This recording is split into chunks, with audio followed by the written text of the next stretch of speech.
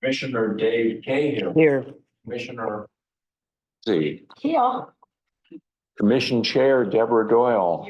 All right, and I'm here as well. No announcements. Lisa, do we have any public appearances? Any comments from the public? There are no members of the public in attendance via Zoom, and no public comments were received. Okay, thank you very much.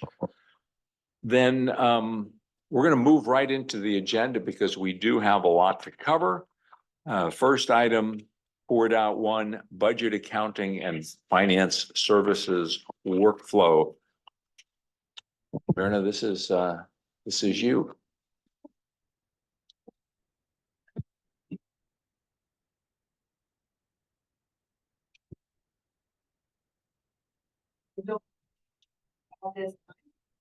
So everything that was scheduled for August is on the agenda.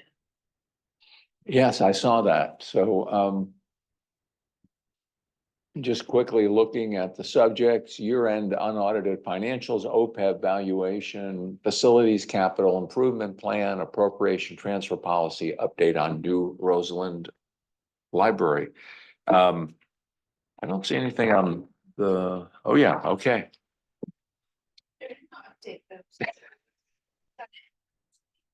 There's nothing me possibly from him.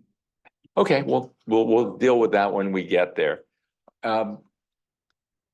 So then coming up next month, preliminary revised outlook on fiscal year 25 revenue. Capital project update 1. Is the audit underway now, Myrna? Have you already connected with the auditors? Yeah, we have. We've all kicked Well, wonderful. Okay, so no change to anything. Any questions from the, yes, Barbara? Yes, I'm glad that we're going to talk about the policy for allocation and appropriation of the fiscal surplus, but I notice it's not until November to come to the finance committee meeting. This seems to be like a really crucial thing that we need to know before we talk about Roseland. So I didn't know if there was a possibility of speeding that up or.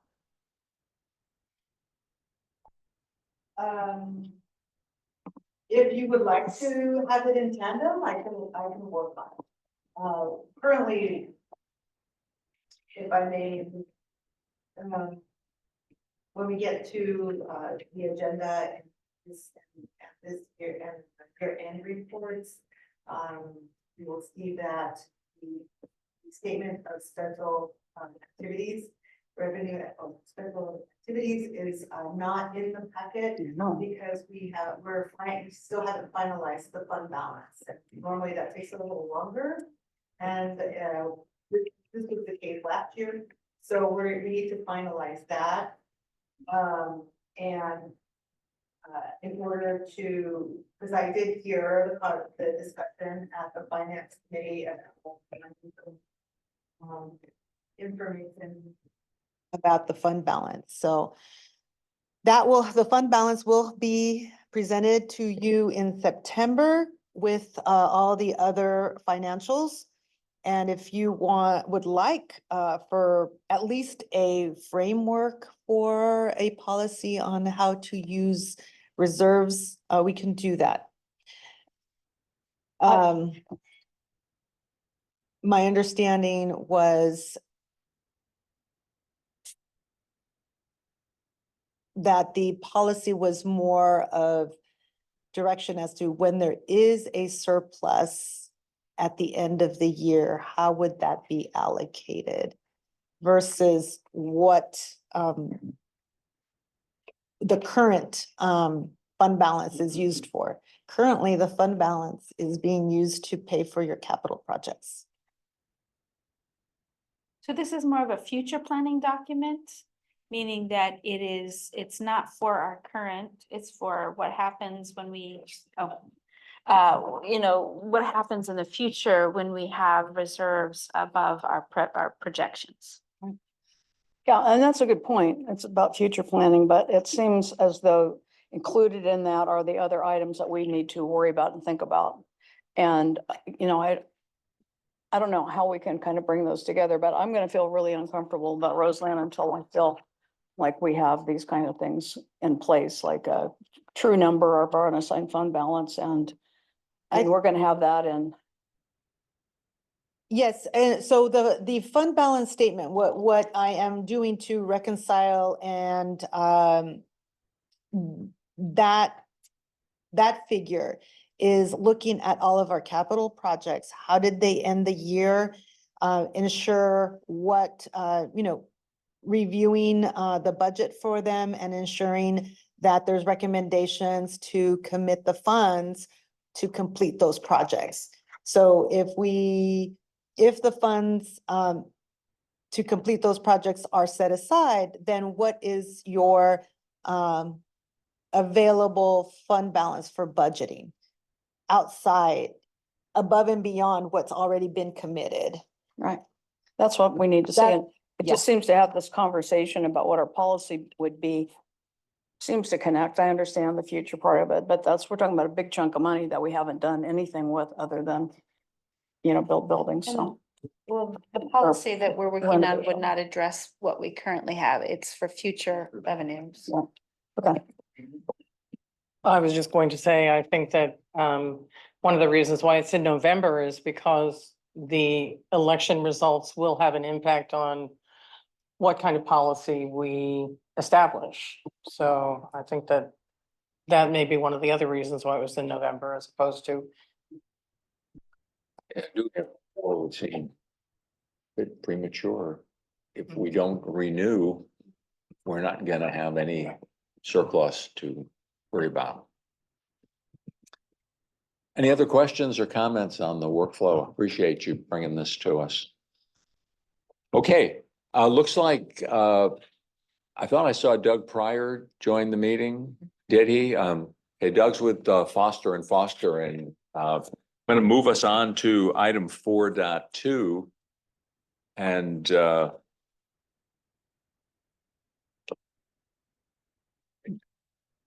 I don't see, Doug, are you on the Zoom? I spoke to him and he was on the Zoom. Yeah.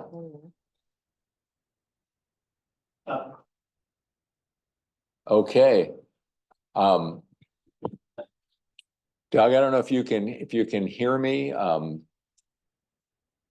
or if you can see us. We can't see you, and it looks like you're on mute. So, if you're there, we'd like to invite you to walk us through the actuarial valuation of the OPEB benefits, please.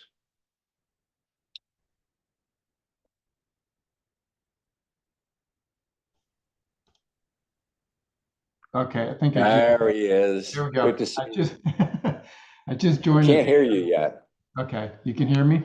Take it. Can you hear me? We need, Lisa, do we need to adjust the volume off of our system?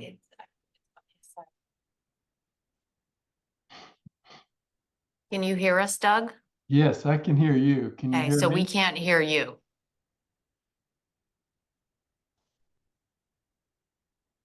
Maybe you can call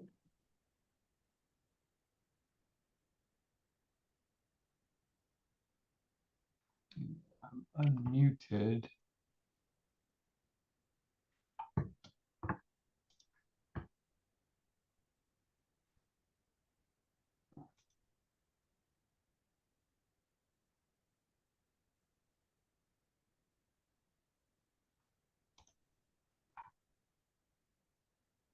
You could always call in on a telephone, Doug.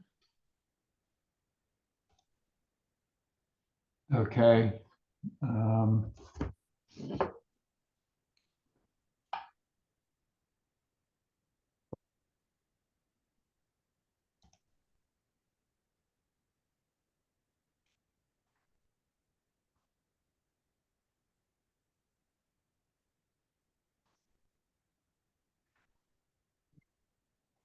Some reason I'm muted here. You still can't hear me, right? Okay. No, I should call him. Can you send him an email? Hey, Doug, if you can hear us, why don't you go ahead and call and dial in so we can move ahead. Okay. I'll send you an email, Doug, with the phone number. Okay.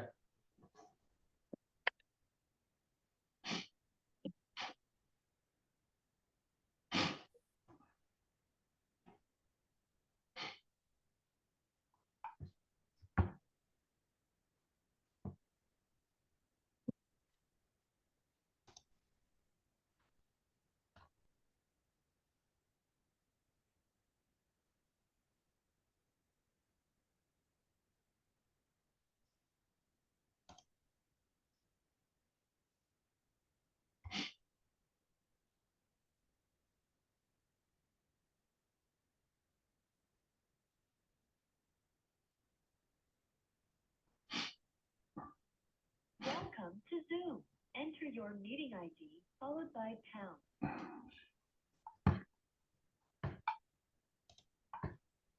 You have not entered any numbers. Please re-enter your meeting ID followed by pound.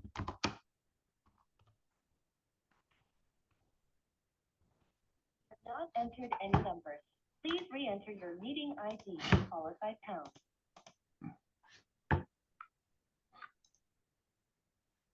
Goodbye.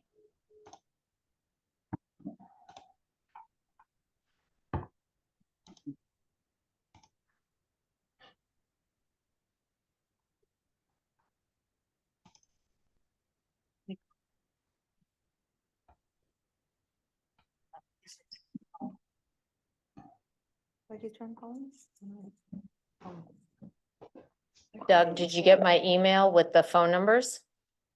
Yeah, Okay, I need a so when meeting. you log in, then I'll press the button to allow you to speak.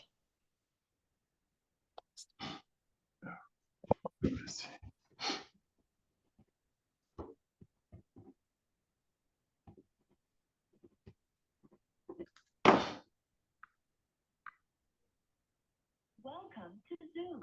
Enter your meeting ID followed by pound.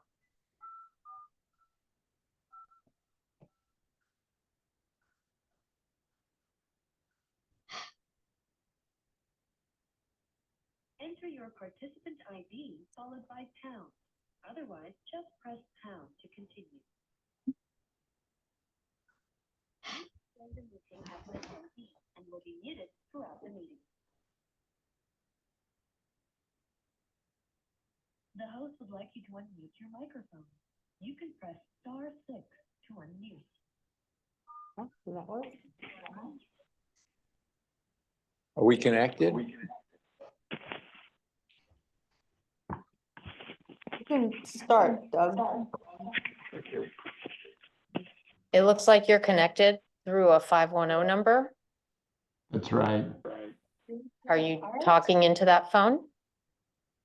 Yes, but I got to turn the volume off on my laptop here, or I think we're gonna get a bunch of feedback, so.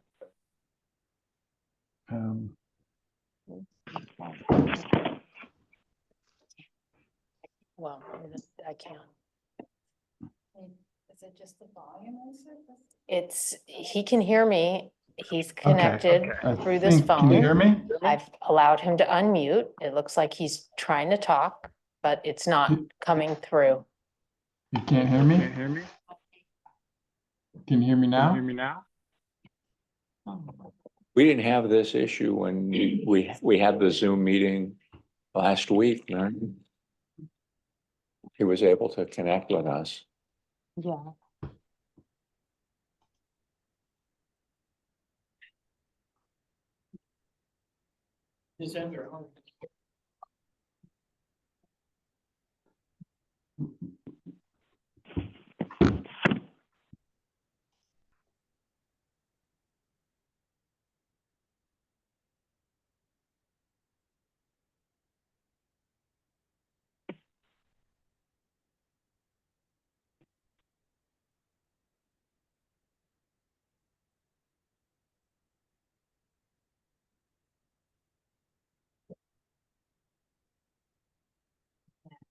I think it's on his end.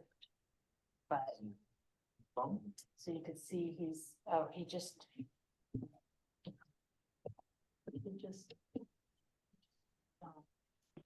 Well, there he is. That's him right there. Okay, so I'm gonna allow him to promote the panelist. Can you hear me now?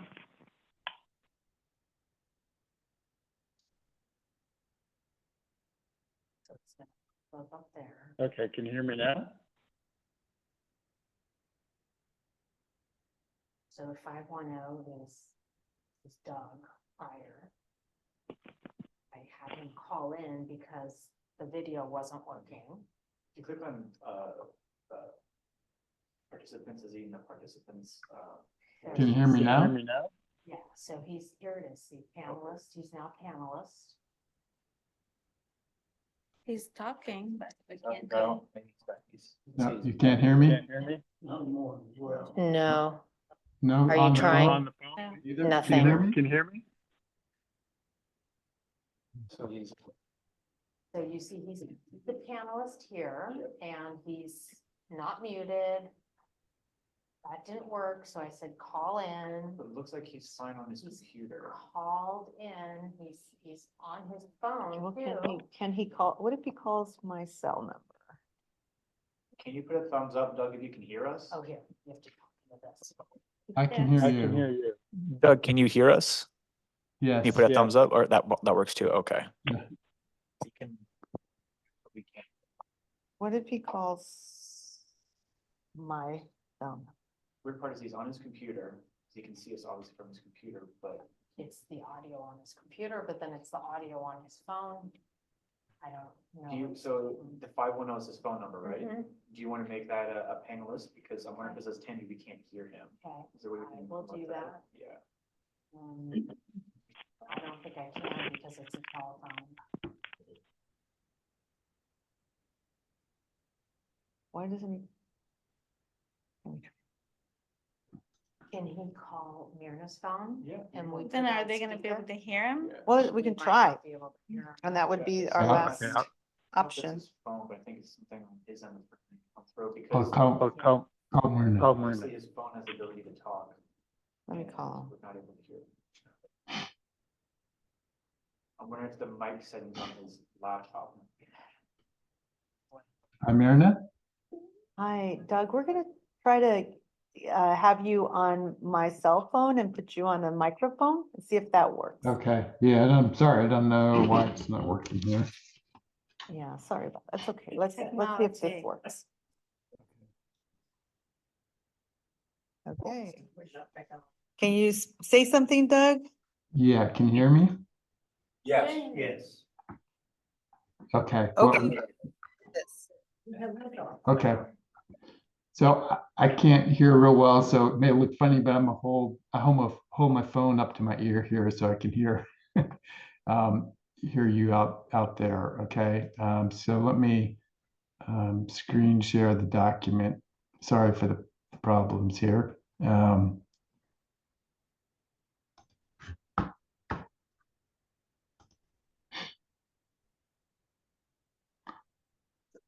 But it says someone else is sharing.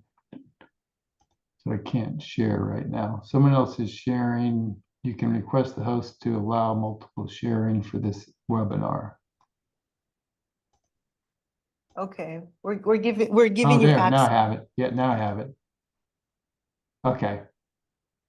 I think that worked, right? Yes. Okay.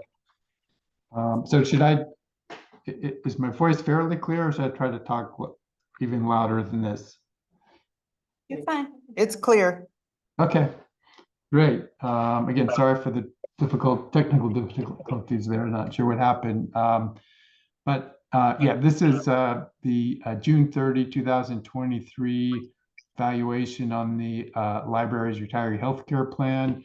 The purpose is really to kind of review the plan funded status and then kind of make recommendations for funding with the trust that's been set up by the library for a couple years. Really the library set a funding policy. So I think a better way to say this is it's really looking to see if the policy you have in place is going to be kind of adequate to pay these benefits going forward.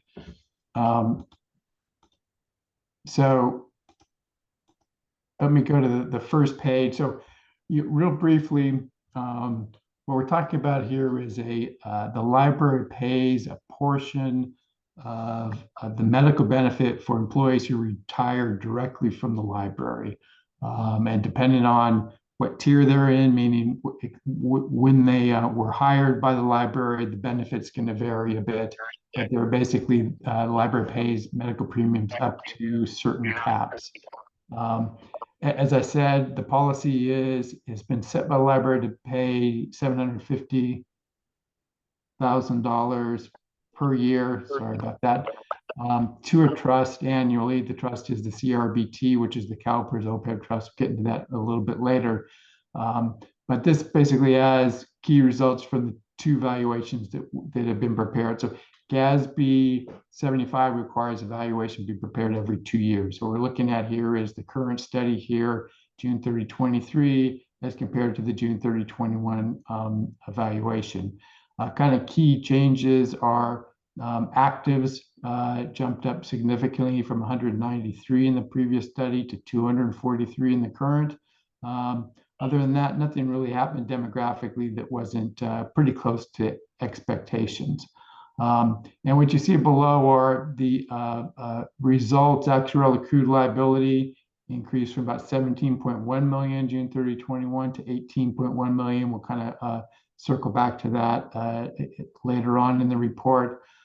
Assets set aside, market value of assets, about $9.7 million in the trust. So unfunded liability of about $8.4 million as of June 30th, 2023.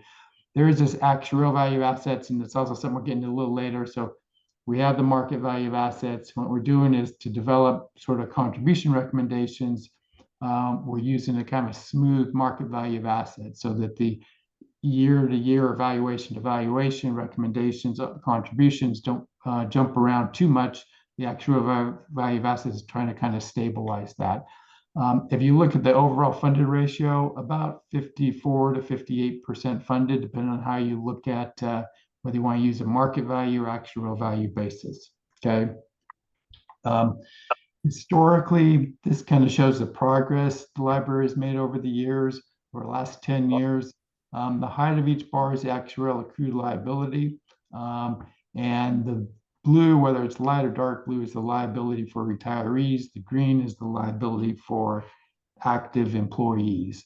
So you can see actually, although in general, the liability is expected to sort of increase over time, what you see is maybe there's a slight uptrend from 2017.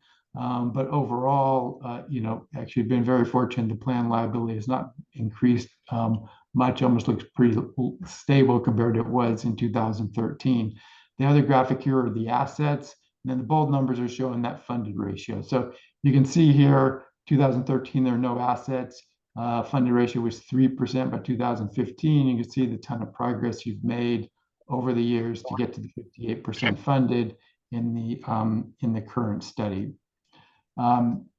So let's kind of look at what's happened with assets since the previous study. So market value of assets, the returns in 2022 were negative 10.8%. It was a difficult year.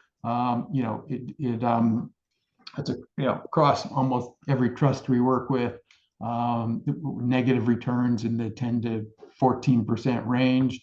22-23, a little bit of bounce back at 1.3%, but keep in mind, we're assuming a 5.25% return each year. So if you look at these 2 years, what you see is a negative 9%. We assumed about 5.25%. So we're really off. The assets are 19% below where we expected them. We'll kind of come back to that point later when we'll look at liabilities and assets. But what you do see here also is, so this is a market value of assets. You have 9.7 million as of June 30, 23. The actual value of assets, which is smoothing out those large fluctuations in the market value to determine a recommended contribution. Actual value of assets was about $10.4 million as of June 30, 23. We like to keep reminding clients that the CRBT has really 3 strategies, investment strategies. These are the target asset allocations. So the library is in the most conservative of the 3 portfolios that the CRBT offers. You can see the target asset allocations here. And we're recommending, based on a study we do of independent investment advisors, that the discount rate or long-term return on the trust that we should use for our assumption is 5.25%. Okay. This graphic is just kind of showing how the actual value of assets sort of works. It's a little short time frame to really get a clear picture, but before 1920, there was no difference in actual market value of assets. But the last 4 years here, what you can see is the solid line here with the triangular marker is the return on market value, and the dashed line with the square markers is the return we credited on actual value of assets. So you get kind of graphically an idea for what's going on. You have these big upswings, we credit a little less on the market on the actual value of assets. When you had a big downswing, we credit a little more. And overall, it's kind of coming down the middle in terms of the return that we credit on actual value versus market value. So what does all this mean for the funded status of the plan and contributions? So each valuation kind of gives recommended contributions for a couple of years. What this is showing is for the 2021 valuation for 22-23, about $1.3 million was that actual determined contribution. In the first year of the new study for the previous fiscal year, about 1.3 million, really flat. And what you see here is there's two components to that actual determined contribution. First is normal cost, which is the value of benefits accruing for active employees. You can see you had that big uptick in the active employees, so the number of employees accruing benefits is larger and this normal cost is larger. So that's why you have a big an increase there.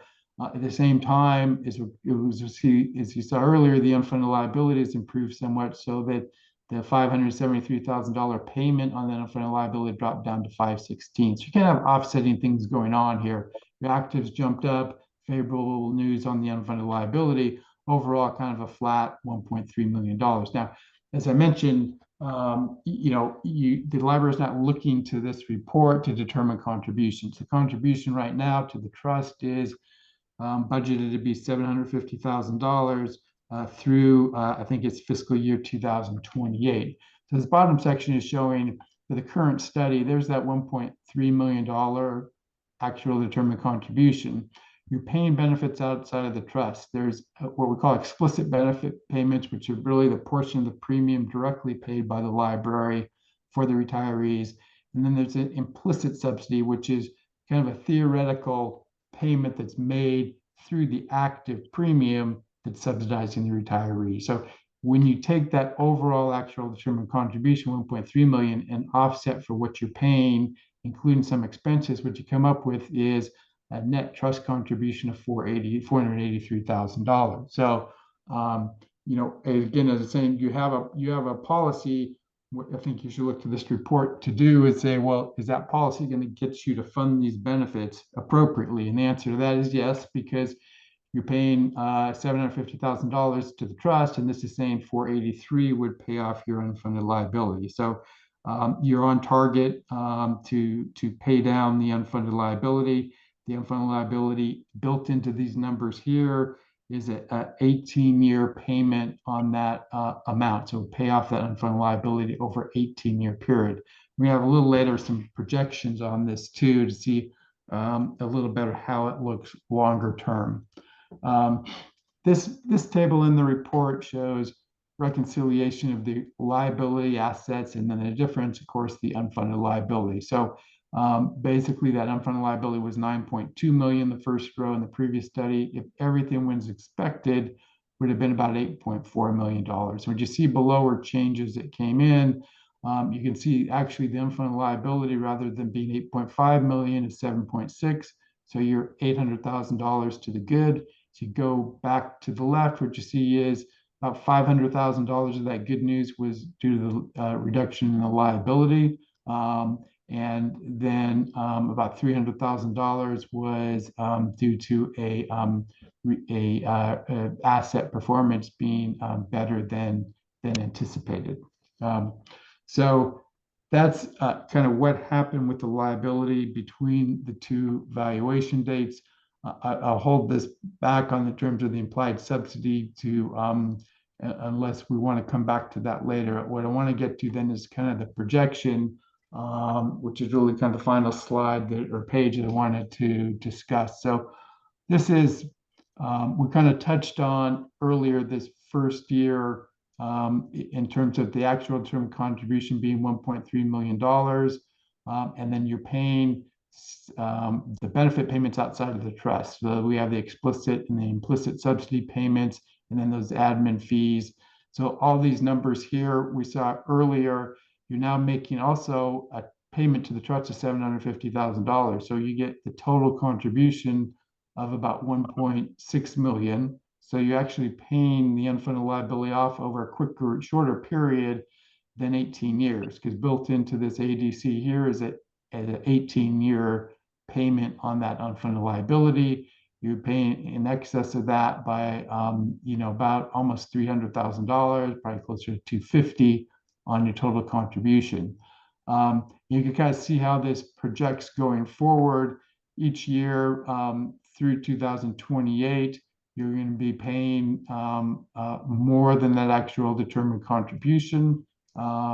And as I understand it, the policy continues through 2028 in terms of the $750,000. So, what happens after that? Well, for this projection, what we're showing is assuming that after that, you rather than continue with the $750,000, you pay the ADC. So you can see the decline then in fiscal year 29, where the amount going to the trust drops down to $363,000 and kind of declines thereafter.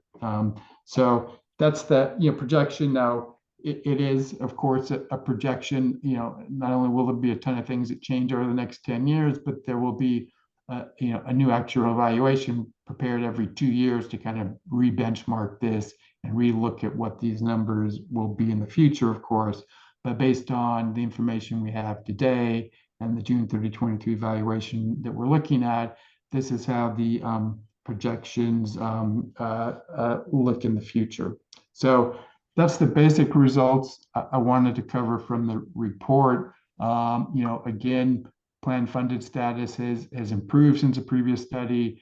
The contribution policy is sufficient to fund these benefits over a reasonable period of time are really kind of the two, I think, key takeaways from the report. So with that, I hope I didn't hear somebody asking questions in the middle of that and just kept talking, but I'd love to hear if there are any questions or comments at this point. Who has the phone that's communicating? Okay, Myrna. So we'll ask you to communicate any questions to Doug. What questions do you have on what he said? Dave? None? Deborah? Barbara, do you have? I have some, but I'll Go first. okay.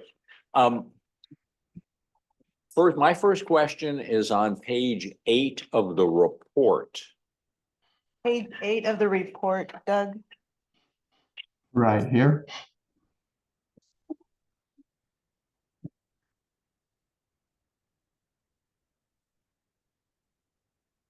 And it's in the bottom half, the line that says contributions. Is contribution equal to the amount that's going into the trust? Because I noticed that for 2021, 2022, it's $750,000. For 2022, 2023, it's 1.4 million. Yes, these are the actual amounts that were paid into the trust. So you're also, in addition to these amounts, paying a portion of the retiree premiums outside of the trust, right? That's really a cost to the library too, but this is just showing the cash flow for the trust. Missed a payment. Well, yeah, so how did this happen, or what did, I mean, $750,000 is the annual amount that we know we're contributing. The 1.4 million, it's not clear to me where that number came from, Doug. Right. I don't think I have the answer, Myrna. Maybe you can expand on that. I don't know if that was just a excess funds. It decided to pay the liability down quicker, or I'm not sure why the additional funds went into the trust. In fiscal year 2023, correct. We did pay an additional 100,000+ given discussion. So it was, if you remember, Commissioner McKenzie, you wanted to go back before, what was the unfunded liability prior to Measure Y? Yeah. So we Make sure gave, we weren't using. yes. Yeah.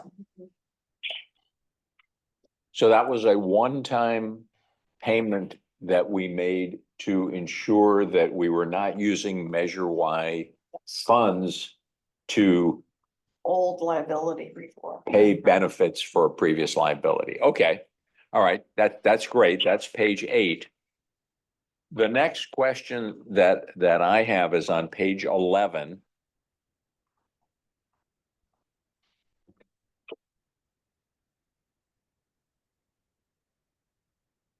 On this page.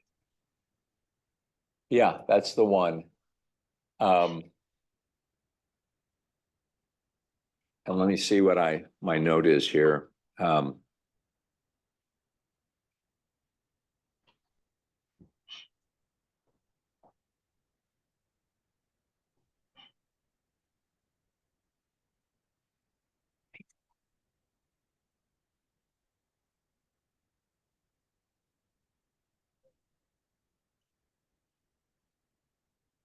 I guess it's the definition of actuarially determined contribution.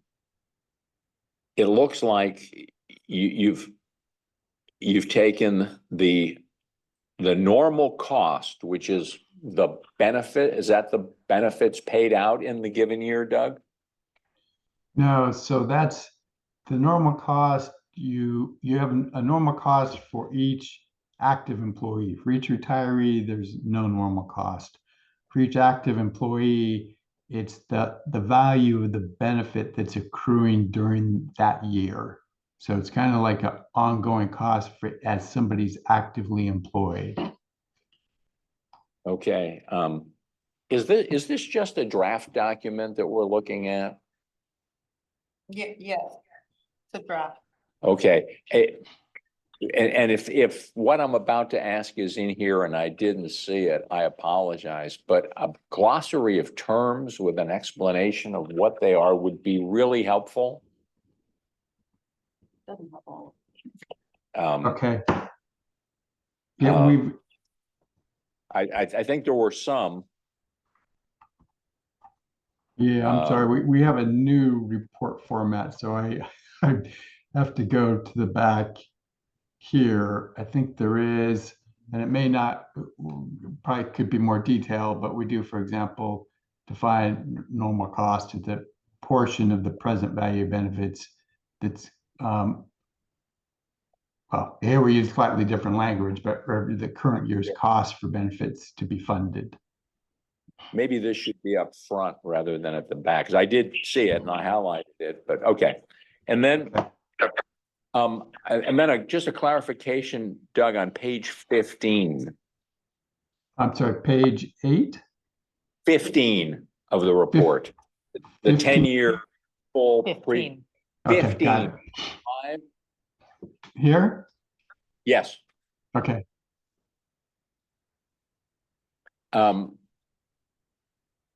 What I thought I heard you say is that there's a change that's going to take place in 2028 after we're no longer making $750,000 annual contributions. And what I thought I heard you say is that our payments between now and 2028 are going to be equal to $750,000 plus the explicit subsidy, the implicit subsidy, and the admin fees. But that after 2028, our payments will be equal to the ADC. Did I hear that correctly? Yeah, if I could, I think that's right. Let me maybe just try to clarify a little bit. The policy that's been adopted and in place states that the library will pay the $750,000 a year through fiscal year 28. So our understanding is there's no official policy for what happens after that year. And so we believe that there's an intent to pre-fund these benefits on an ongoing basis. So while we don't know if there will be a new policy adopted to cover from here forward, or what will happen at that point, as a default, we're just showing what it would look like if you just pay the actual determined contribution at that point forward. Would that be your recommendation, assuming that we didn't adopt a different policy to make a specific amount every Yes, year? That's right. This Okay. would, yeah.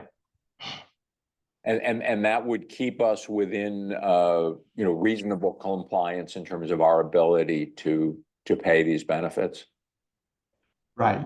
You'd be, about 5 years out, your 18-year payment. So you'd be paying down your unfunded liability at that point in time over about a 13-year period. So that would be a prudent policy to fund these benefits. Okay, thank you. Those are the questions I had. Anybody have anything else for Doug? Barbara? Hi Doug, can you hear me? Yes. On page, let's see, report page, nope, that's wrong page.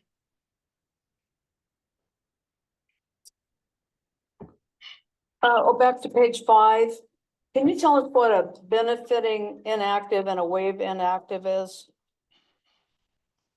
Yeah. So benefiting inactive is what you would normally call a retiree, right? It's somebody that is enrolled in the medical plan and receiving a payment. A former employee of the library, retired, enrolled in the medical plan, getting a payment. What you have also is under PEMP, you provide medical benefits through the CalPERS healthcare program, uses the acronym PEMCA. PEMCA requires that any retiree who waives coverage be allowed to elect back into the program at any future open enrollment period. So PEMCA requires that these individuals that retire directly from the library but waive coverage can potentially get a benefit in the future if they elect back in. So they're termed waived inactives. They're inactive. They're not employees of the library. They're inactive. They've waived coverage for now, but technically they're plan participants in that they could benefit down the road. So that's what in June 30, 23, you had 59 of those individuals. Okay, great, thank you. And on page 9, when they're talking about the discount rates, first of all, is there a recommendations page where you sum up all of your recommendations? I didn't see it, but I was wondering if you were recommending or implying that we should switch our strategy over to strategy 2. Well, I'm going to give an answer you may not like there. I'm an actuary, not an investment advisor, so I wouldn't really go there. But one of the things I didn't point out when I went through this page, and probably should, since the previous study, CalPERS revised its strategy 3 asset allocation. And essentially what they did with that strategy is these are the target allocations. What they did was they had maybe 8% previously allocated to REITs, and they increased that to 14, and they took a lot of where they got that allocation from was a lot of the fixed income. So from the previous study to the current study, they shifted the investment mix to be kind of money from that was in fixed income, moving it over to REITs. So that's kind of one comment is that, although you're invested in this and you might think of it as, okay, it's kind of a set program. CalPERS does change things from time to time. And since the previous study, they did make that change. I should have mentioned that when I covered this slide the first time. The other comment I would make is that, like CRBT, the strategy one is the most popular by far and the most traditional investment for a trust across the state. What you see here is we think the expected return on that strategy is 6.25, and on the strategy 3 that you're in, it's 5.25. So obviously, you might say, well, why not just get a high return? Well, with that high return comes more volatility, obviously, right? And you can kind of see in the investment allocation, if you look at strategy 1, for example, is more than twice as much as in global equity as compared to strategy 3. So strategy 3 is going to should be more sort of stable investment return that you're generating over the years. And so it's to the extent agencies can afford to be kind of in this area, I think they tend to. Those that have more problems with getting the contributions into the trust might take a little more risk and be here. But again, I'm not an investment advisor. Strategy 3 is certainly it's a prudent and just more conservative investment than the other 3. Other two, I'm sorry. You built your results in this report around us being in this strategy 3. And so when we were on page 11 and I wrote a note that you said we're right on target. So we're doing okay based on the investment choice that we've made. Is that a fair conclusion? On page 11? Yeah, I made a note that you said we're on target. So, and you were using our investment strategy. Okay. Yeah, you're now part of this is due to the asset smoothing, the actual value of assets. But if you look at the 4 years covered on the 2 valuations, you're right between 1.3 1.35 million on a actual determined contribution, right? Certainly, if you'd been in strategy 1, you would have seen more fluctuations here. If we look to this or the the investment returns, sorry, still on the wrong slide. Sorry for jumping around, but CRBT strategy 1, this was maybe negative 13%, just for one data point for 22, right? It also then had a stronger return, I think, in 23 than 1.6. So you sort of have more volatility, but yeah, you've chosen a more stable structure, and you're getting more stable contributions too, or more stable actual determined contributions. Well, just one comment. When we got our sales tax measure passed and we created this OPEB committee that came up with this policy, the members of the committee said, let's put in that $750,000, put in $3 million, additional, and then $750,000 every year for 10 years, because that was the length of the tax measure. And so just wanted to make that, I don't know whether we should put that in there somewhere, but that's why it ends in 2028, at least in terms of the policy. And then when you make your report to the full commission, will there be a recommendations page, some way of kind of simplifying all this and summarizing it and making recommendations? Yeah, maybe we could maybe do a, a one-page executive summary to kind of like summarize the key points and recommendations. It'd be great to include that in the report. Or include it in the report, yeah. Thank you. All right, thank you. Any other questions? Yes, Dave. I just have a comment. I think we're doing really well. I'm particularly glad that the fraction of our unfunded liabilities that is increasingly moving toward being fully funded. Yeah. This is great. It's so refreshing to see an organization that is actually solvent. Yeah. So thanks. That's great. Anything else for Doug?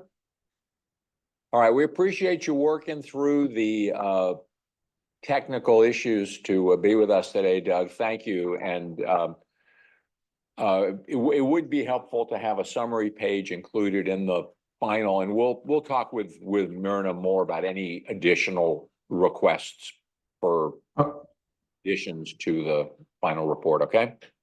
Okay, great. Thank you. Good meeting with you all, and yeah, apologize for the technical problems there, but glad it worked out in the end. Yeah, thank you. Thank you, Doug. Thank you. Okay. Bye.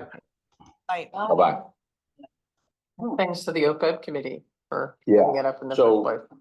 I mean, kudos to Barbara, who was there at the time, for driving this, and thanks to you. I agree totally with Dave's comment.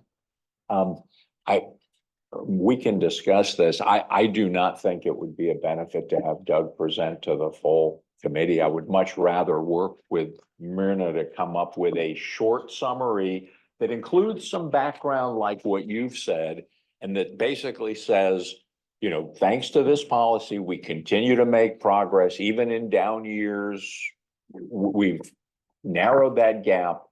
And yeah, the question, not necessarily for now, but for some point, would be to look at the 3 investment strategies and say, gee, we're in if you look at fixed income plus tips, which are inflation protected fixed securities, basically, we're in a portfolio that has 60% fixed income. I don't know that I would go all the way to strategy 1, but strategy 2 seems like a bit more balanced approach, and it's something that we might want to take up as a finance committee to recommend. But in terms of this report, I think we can, and if you'd like to work on this with us, happy to include it, but I think a short message to the commission and just take questions. Would that be okay with you, Myrna, if we do it that way? Finance committee heard the full report, and I'll work with Doug to get an executive summary. And he could be present for questions and answers. Okay. Yeah. Summary with recommendations. Yeah, well, he's not going to give us recommendations around investment. Yeah. And so to, the one point that he was saying about what happens in 2028, we might want to revisit that if the tax measure passes. But yeah, all right. Dave. Yeah, I would prefer to stay with our present strategy, because going to strategy 2 relies more than we are now on the casino of the stock market. And I just don't want to go there. I know how you feel about that, and we're not going to take it up now. Yeah. Well, if I could make a recommendation, would it be possible to have Doug do some projections based upon those other 2 strategies of how that might affect our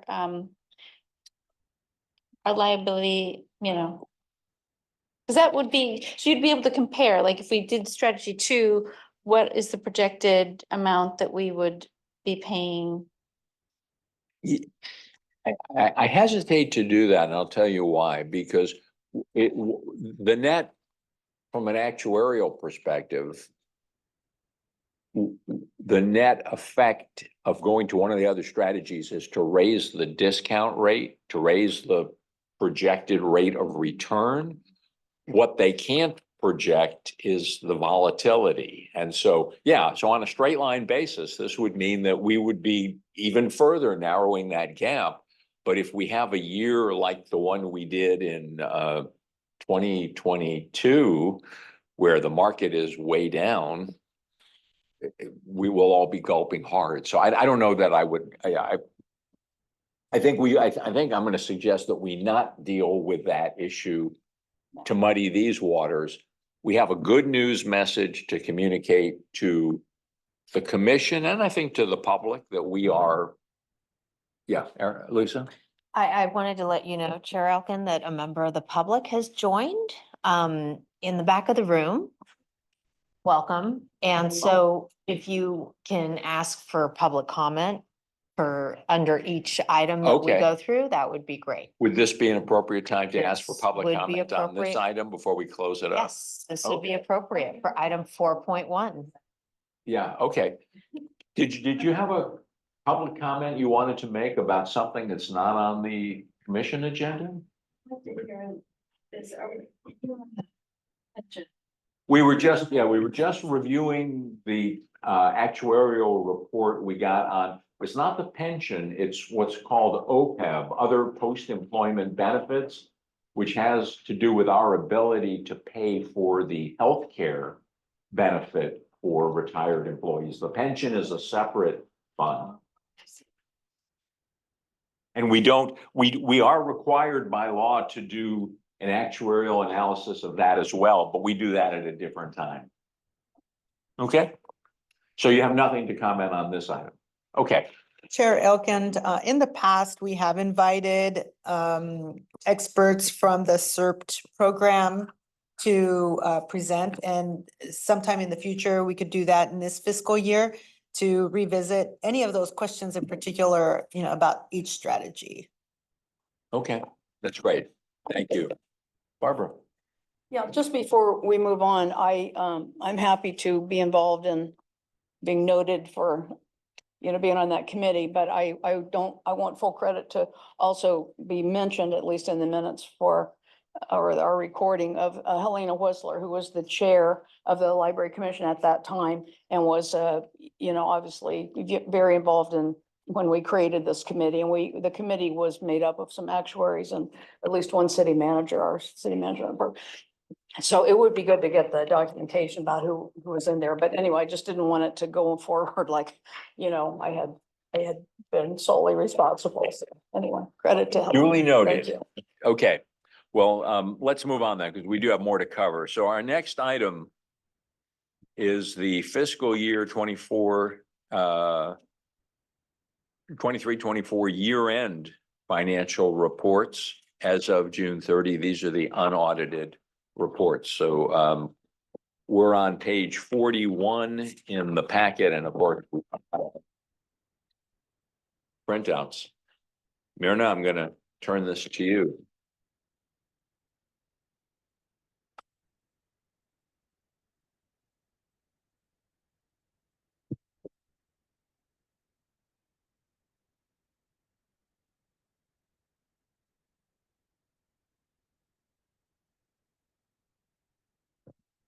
June 30th, 2024. And there's no surprises here. The Finance Committee has been receiving monthly reports, and they're pretty consistent to how we ended the year. So for example, just jumping into revenues, combined property tax and sales tax revenues, we're at $44.7 million, which barely meets our target, $15,000 over our budget. And that's because couple of things that are happening here. These figures are what the accounting entries that we had to make before the financial system closed. That includes estimates for May and June under the sales tax. And the May did come in July, which that is not reflected in these numbers yet. It's part of our audit adjustments that will show in our audit.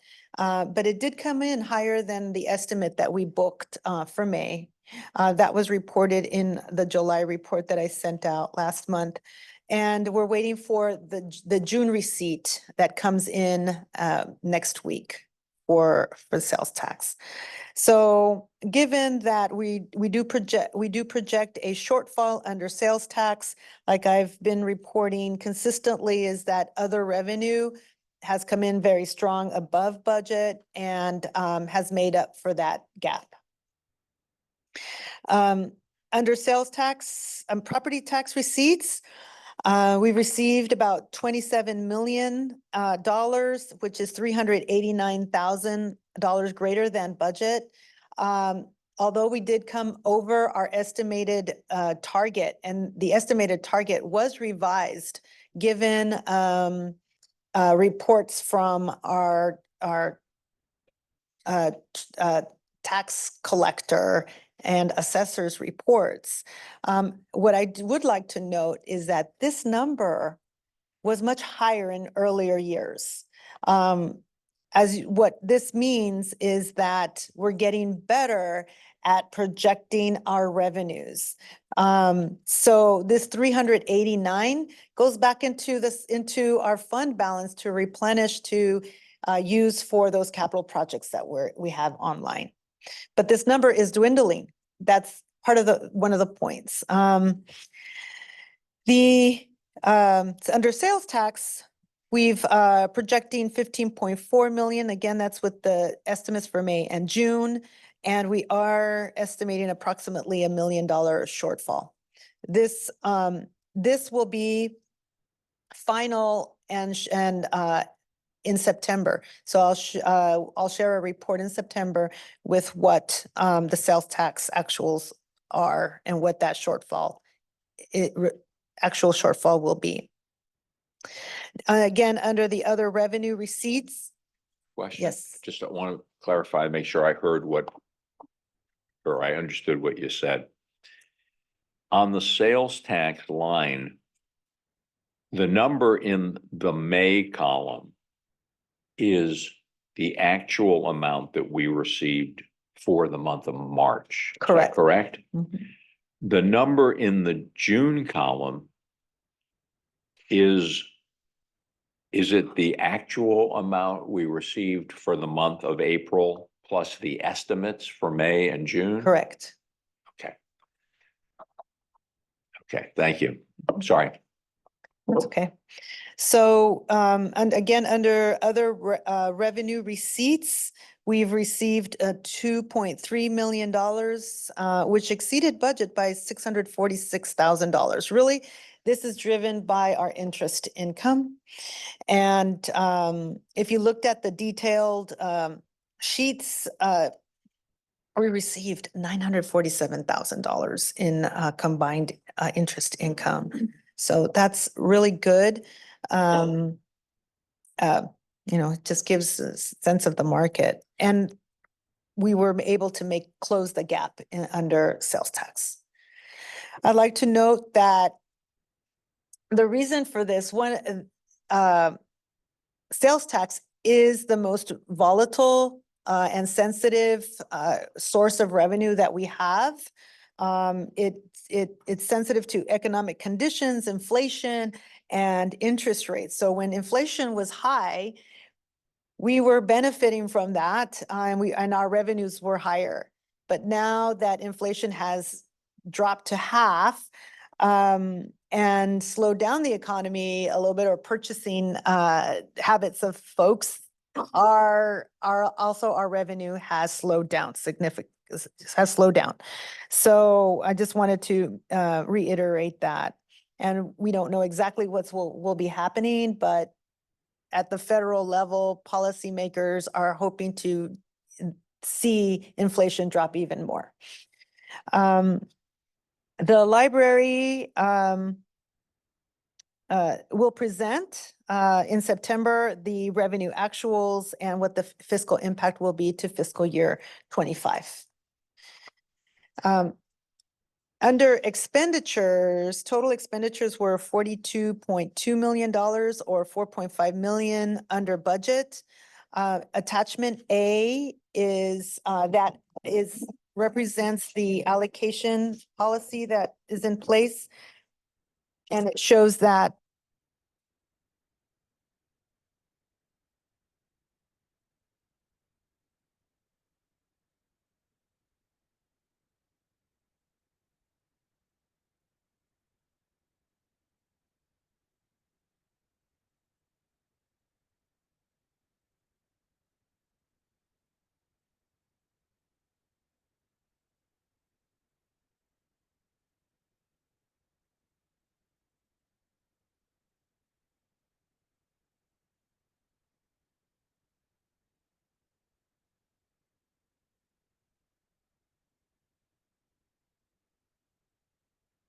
so so essentially, some of this is that projection that there might be, again, we're refining these costs. As you know, I have been refining benefits, also has reduced that savings that we've seen. In the past, it's been over $1 million, $2 million in savings. And again, now that has dropped to about 700,000. So we are truing up our budget. It reflects more of our actual expenditures, but that also means that we are spending the annual revenue that comes in. And so there is very little room to add new things. Also, but under services and supplies, we did go over budget under books and subscriptions by 42,000. Really, those were purchases for grants, funded programs. And so we will, however, under services and supplies, we also know that there were purchases made before June 30th, but the item will not be received until after July 1. So therefore, we will see a rebudget. Under capital expenditures, we spent $2.7 million, and that was $2.9 million under budget. And this was with the new budgeting procedure, and I feel that this was progress. And this will be the second year, fiscal year 25 will be the second year of implementation. So I hope that we will continue to see better estimates. But what led to this savings, again, as you know, in working with our joint partners, is that delays on their end cause delays on our end in terms of breaking ground and spending our funds. So that's what this $2.9 million really reflects, is the delay in Petaluma and Healdsburg. I do delineate several projects that were accomplished, but I'll let you read that. I did want to go to the chart, the pie chart. Again, I think this is important for the commission, the finance committee, our patrons and community to know that out of our 40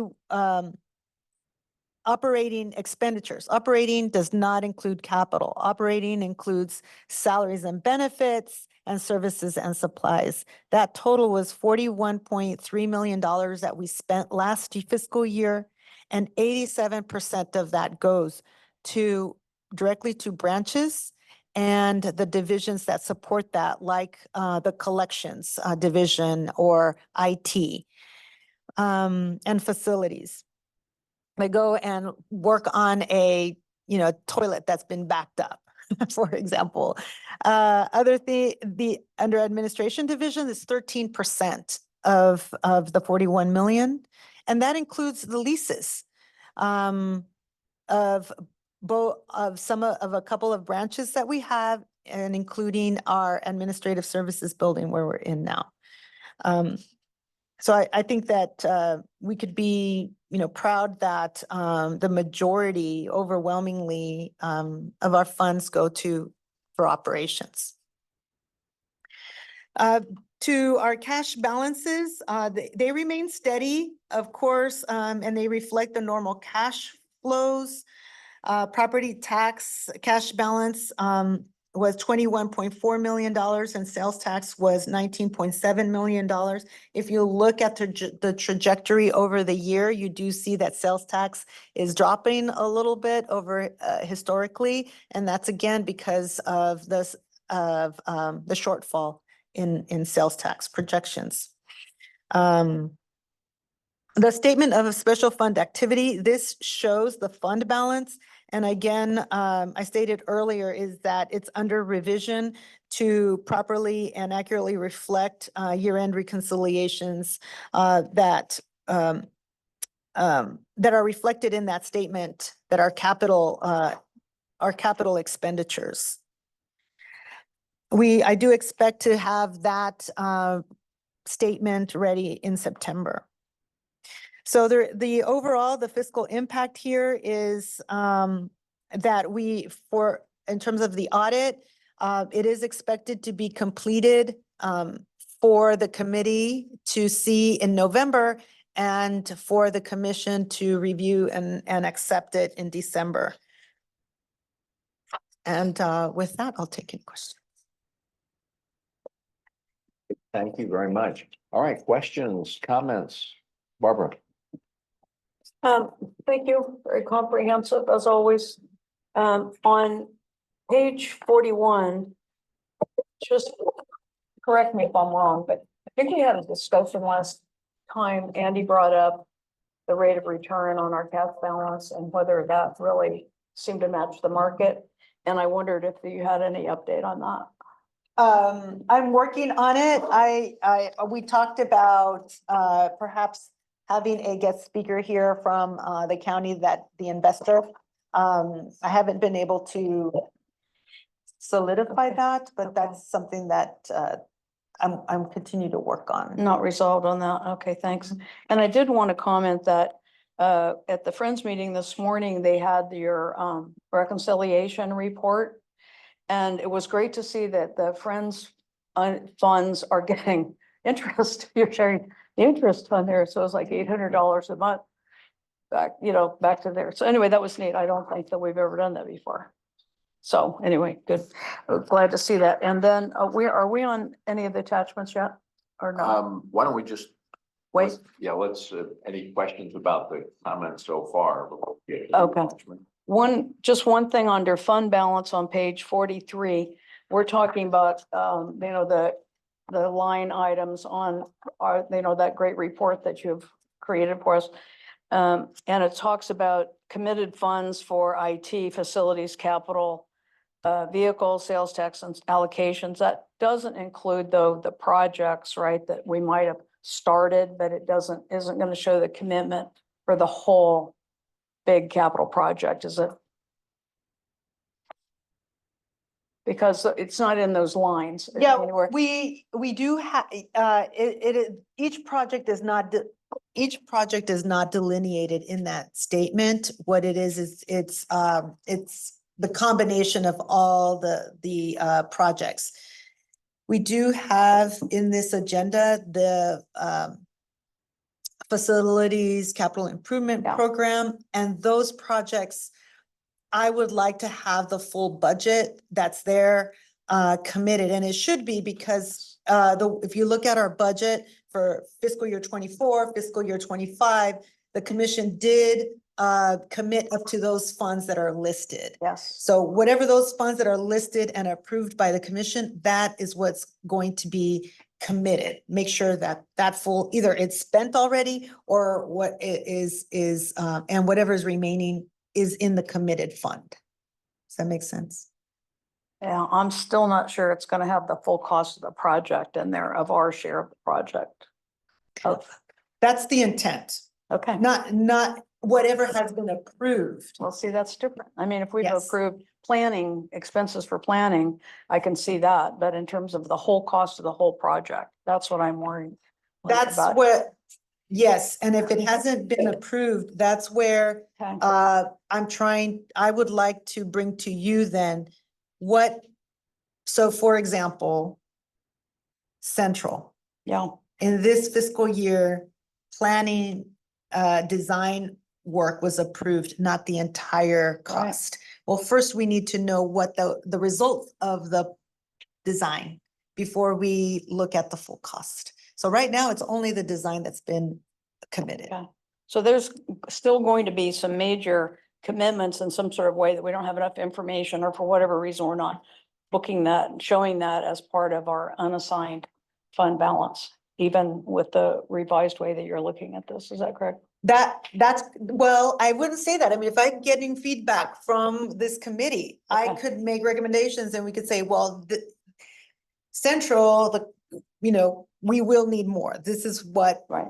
That's what I want to we say. may need additional. Yes. Thank you. So normally what we do is, the facilities team projects what they think the cost will be. They worked with group 4 in many of those respects to come up with those numbers, but we won't know until we bid the project and we get the proposals. So we won't know what the actual or what the best guesstimate is for the project until we get those bids.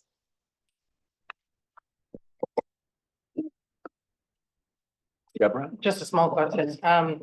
On page 43, it says we expect the audited financials to be presented to the Finance Committee and Commission in November, December respectively. When are we taking it to the Measure Y Oversight Committee? When are they taking a look? For the audit, I do not show the audit to the oversight committee Okay. until the commission and the Okay, and that's the what I thought. finance. Just checking. Yes. Other questions? I have a comment and a question. First of all, I really appreciate how you are continuing to close the delta between budgeted and actual. That's great. And while, in one sense, it's always lovely to have a big surplus. For planning purposes, it's much better to be accurate. So really happy about that. The question I have, the only area where there's still a significant gap has been in capital projects. And although we have the new procedure in place for, 3 times during the year to appropriate funds, that doesn't change the budgeted amount. Yeah, so whatever we started out with for the year is the budgeted amount, and if things go more slowly, we're just gonna have that gap, right? Timeline wise, the Yeah. budget still remains there and until the project is completed. Okay. Did you want to go now to, you had questions on specific attachments, Barbara? Oh, I just had one question on page 45, the attachment A, allocation of expenditures. The total shows 59% property tax and 41% sales tax.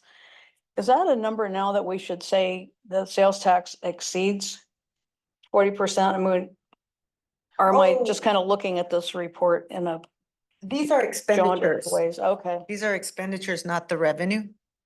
okay, And okay, you're right. we can look at that too. We can look at the revenues and expenditures. I didn't do that in this Okay. report. Any other questions on the unaudited year-end financials as of June 30th? Do you have a public comment? No? Okay. All right, well, Mira, thank you so much for bringing this to us. You say there's no surprises. We'll wait to see what the sales tax revenue is, and then we'll deal with that. Barbara? I'm sorry, I had folded my little corner over and I forgot to ask a question. Okay, this doesn't have a page number on it. It's the voucher payments over 50,000. And I must have missed this at a past meeting, but I see on page, in May, we paid the city of Petaluma 51,000. Are we actually paying for building permits on their building? Yes, that's part of So whoever does the work has to pull the permit, but in a case like this, we pull it. We pull it ahead of time and then it just gets absorbed into the cost of the contract, right? So they don't send us a reimbursement, they just don't. They just don't charge us for the permit fees because we've already paid them. Does that make sense? Is this like an advance payment of some sort? I mean, is that No, how to no, that's look what at the it? permit costs. That's what it costs to do this job, pull the permit and do this Right. job. That number will be subtracted from the amount that we're paying. Okay, the so it'll contract. be a credit then. Oh, Right. so what I'm hearing, Dave, is that this is in the budget. It's in the budget for the entire project, but it is the cost of for permits to the city. It's their building. I mean, it's crazy, but anyway. Well, regardless, it sounds like whenever there is a construction project, there will be permits required and we will pay for them. These are considered tenant improvements. So we need to pull the permits, yeah. It's a good problem to have.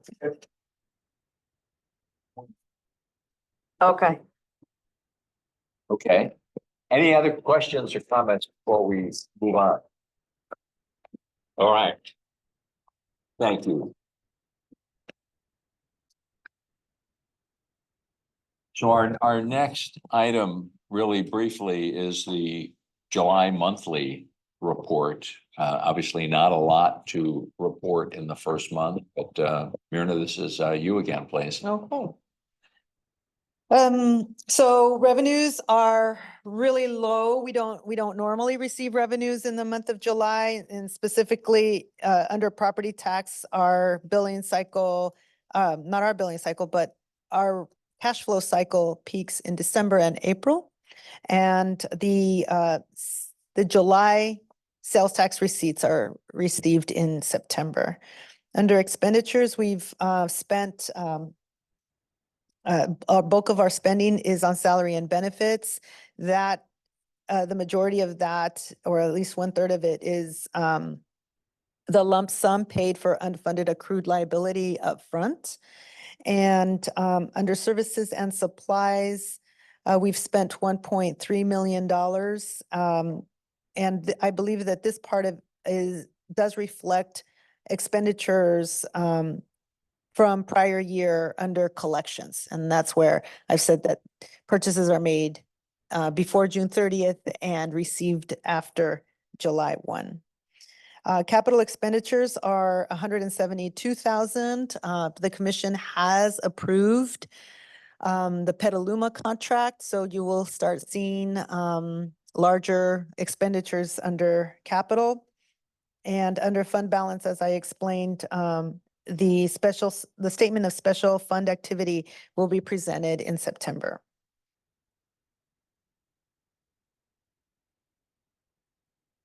Thank you.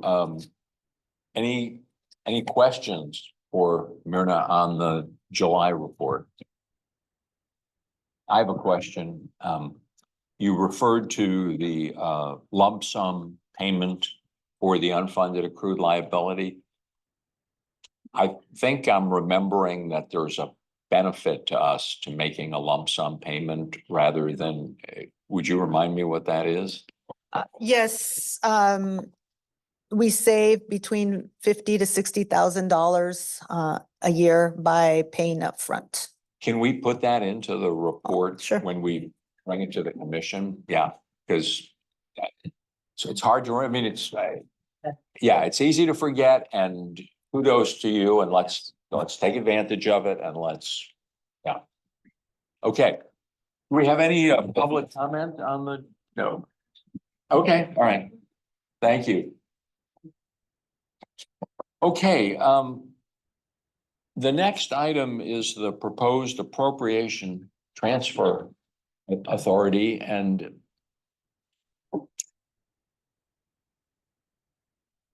I have to admit that I'm a little confused by this because I feel like we do this every year.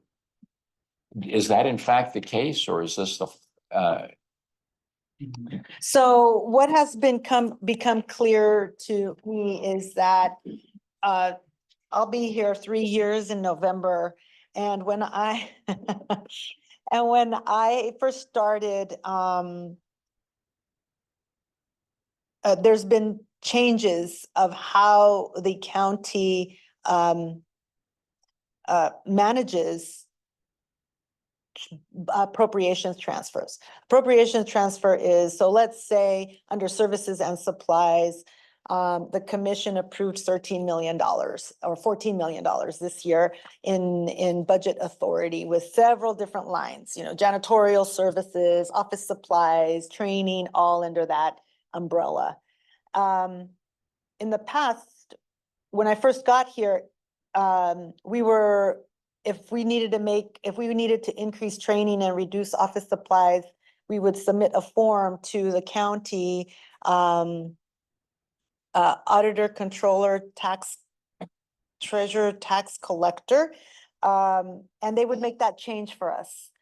Something happened between then and now, and they require, you may have noticed that there's a resolution every time you're making some budget adjustment. So now if we want to increase training and reduce office supplies by the same amount, there's no increase or decrease. There's a net zero change to appropriations under services supplies and the entire agency budget.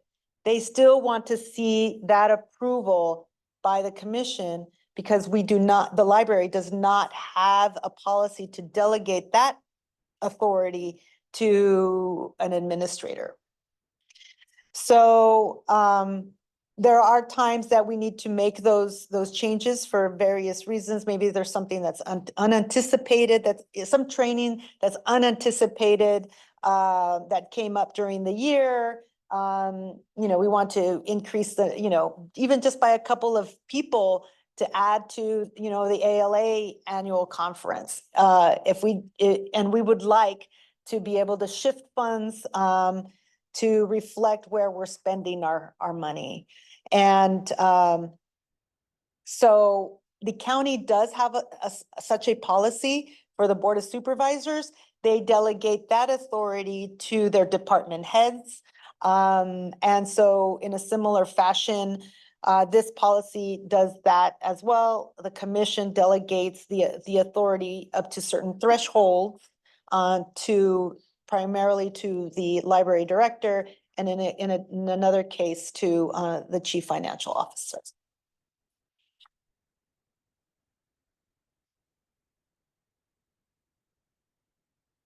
So currently, the commission does have an approved policy that delegates authority for expenditures. So on contracts, the library director and various other employees and administration have authority to sign or make purchases under that authority, but it's under expenditure. This is different because then you have as you can see in your regular monthly reports, on one column you see the expenditures, and then the corresponding is your budget. And we do not have authority to change budgets, and that's what this policy does. The policy is simple to allow operations to go forward without any delays to execute our operations, and to also limit the number of transactions that go to the commission for approval. So specifically, I'd like to show you that the commission still will hold authority to, if there are any changes in revenue, for example, either, increases to revenue or decreases to revenue, that still remains under the commission. Anything transferred between salaries and benefits, services and supplies, contingency, other charges or capital, anything going between these categories, what we call characters, remain with the commission. So really the bulk of this policy addresses appropriations within salaries and services and supplies. And so. Let me just interrupt for a minute. So what she's saying is that if you approve this policy, if the commission approves the policy, we're not going to be able to take money from contingency fund or capital to pay for services and supplies. That really, the category that it's going to affect the most is services and supplies. And what it will allow us to do is on all those line items under services and supplies, we can make adjustments within our delegation of authority to those line items, but not between these broader categories. And that makes total sense. Don't we already have that Yeah. internally? No. We have never, why does this seem so familiar to, maybe I'm just having a brain freeze. No, during the COVID, we had our budget hearing on Zoom. And this topic came up and it was approved and I didn't really understand it. I kind of voted against it or something, but I remember everybody voted for it. I mean, but I guess nobody ever wrote it down. No, or something. I think that this was a practice that the previous library director, I think, engaged in without clear policy, Okay. Ability. It was definitely an approval during that budget crazy time. We didn't have very good documentation, but I remember talking about it. Yeah, okay, so It may have been, maybe it'd been authorized for that fiscal year. Maybe that's why the county has only allowed it maybe when I first started and that was when it was allowed. I don't know, but the county has certainly hasn't, that policy should have been filed with the county. They haven't been able to show us. I haven't been able to find it. So that's why I'm proposing it now. That's a good idea. I mean, it seems like it would be beneficial in terms of providing staff with more flexibility. Is there a dollar limit or? Yeah. Dave has his hand up. If the county charges each time they have to make one of those changes. The county really the cost from the county is really based on how many vouchers we pay. It may include this, but this is so little compared to the thousands of payments we make every year. Yeah. So yes, there are. So as you can see, we could walk through the policy itself.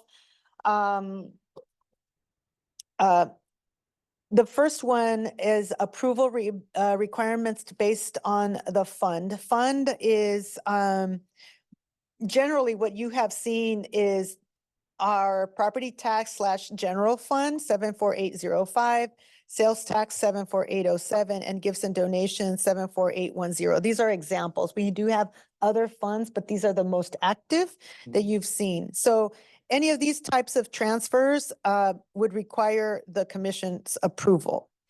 Approval requirements for budgetary classification. This is what we're calling character level. Transfers between divisions. So for example, we've had talks where collections has a new idea for software, and IT believes that it is something that would benefit their work as well. And IT has said, I think we can absorb that and not have to hit the collections budget for it. Or they want to split the costs. We can transfer the funds from collections to IT, and they'll be the primary responsible party for that software. And that has a limit of $75,000 that the directors, under the director's approval.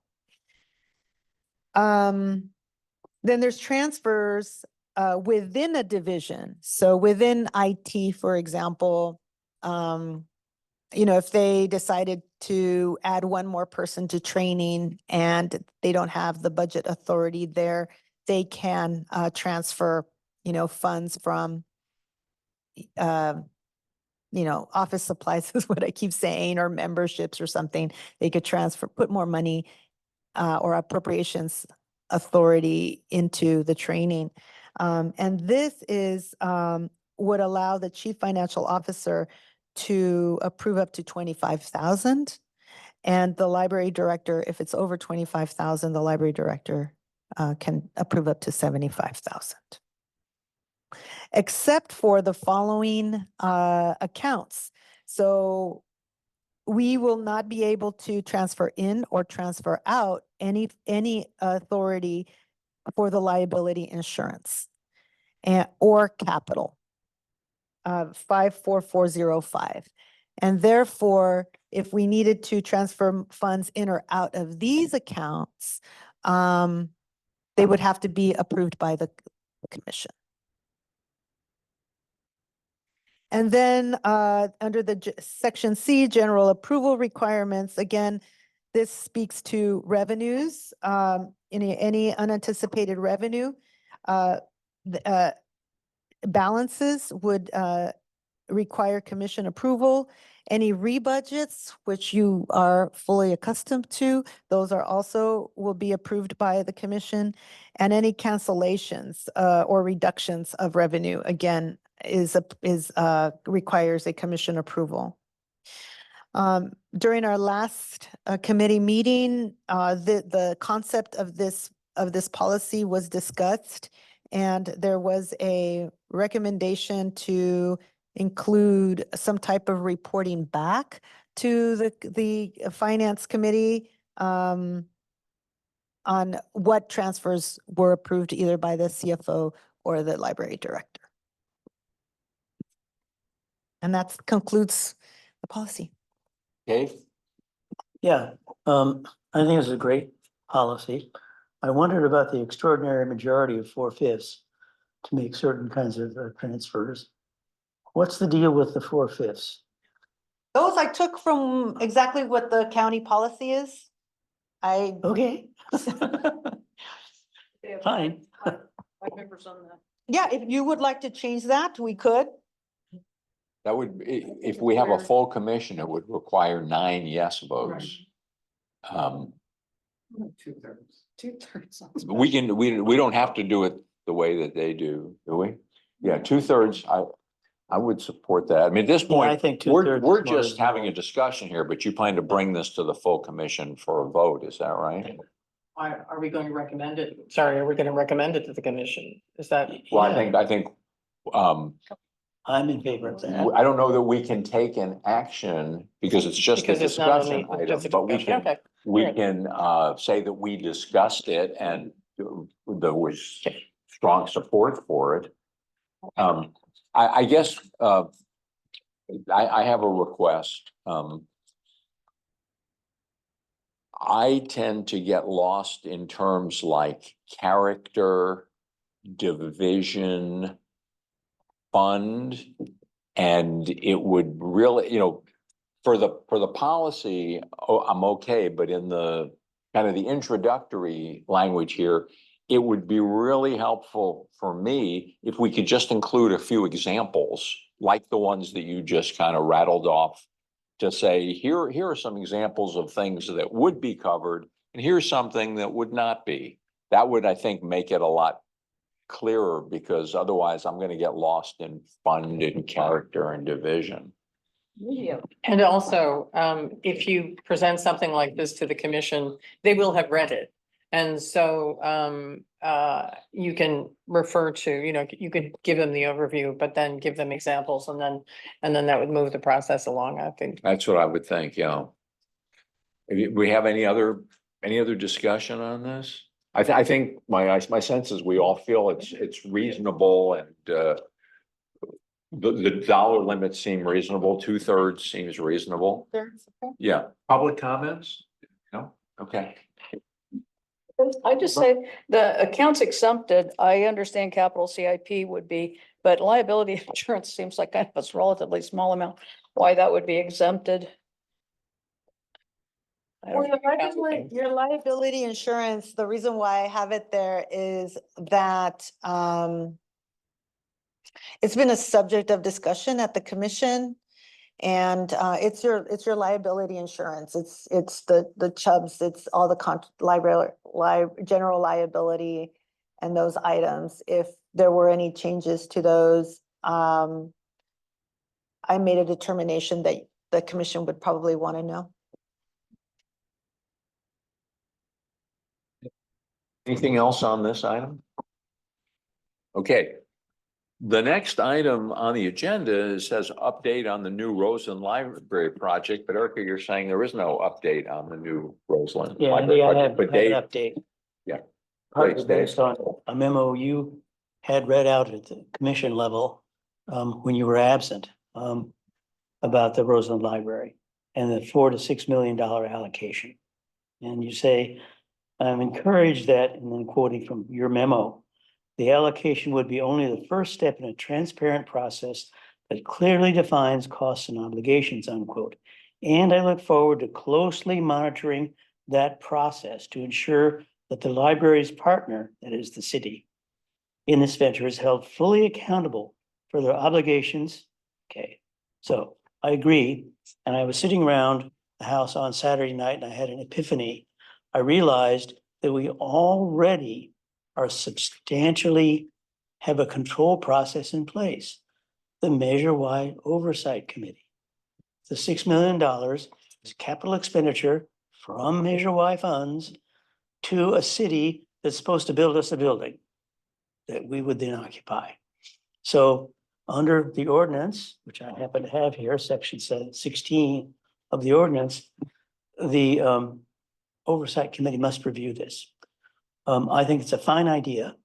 It's a structure that's already in place. It's uncontroversial. And it'll be up to them to deal with funding issues. So that's my suggestion. Will they review the expenditures? Yes, after the fact. Yes. Yeah. So just my idea.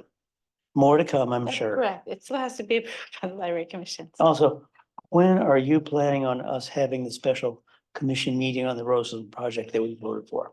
So the RFPs are due on the 28th of August. The library and the city will select a vendor around September 15th or so.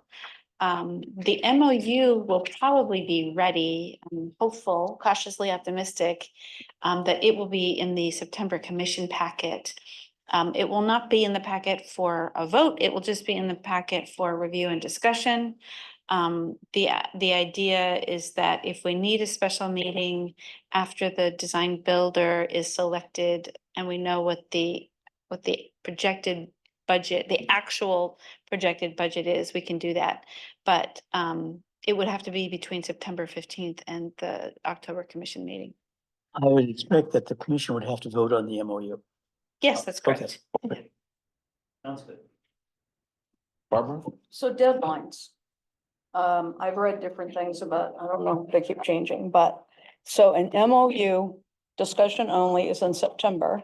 No funding issues in September, correct? And what about a lease, which seems to be required from everything I've ever read, that we have to have a lease before we. We don't, I mean, the lease is not going to happen until after the election. And we don't have a building, so we can't have a lease for a building that doesn't exist. Okay, so the deadlines in terms of this is back to the special meeting, because I don't want to be backed into a corner and go at the last minute, try to understand everything. And that was part of the reason of having a special meeting, to understand really what we're talking about, how much we actually have in an unassigned fund balance, how much is really uncommitted, big picture, what is the opportunity to actually rebuild the big unfunded balance and unassigned fund balance. And from what Marina has been saying this afternoon, we're going to have that opportunity again. I mean, that's kind of what I'm saying. We're doing I'm understanding anyway, we're spending what comes in. You know, we're not accumulating any large surpluses. And so that's what I want to fully understand at a meeting and not up against a deadline to try to take a vote on this. So Well, the MOU, the city would like us to have approved it by October 8th, which is when they are approving the contract with the design builder. Okay, so that's a deadline.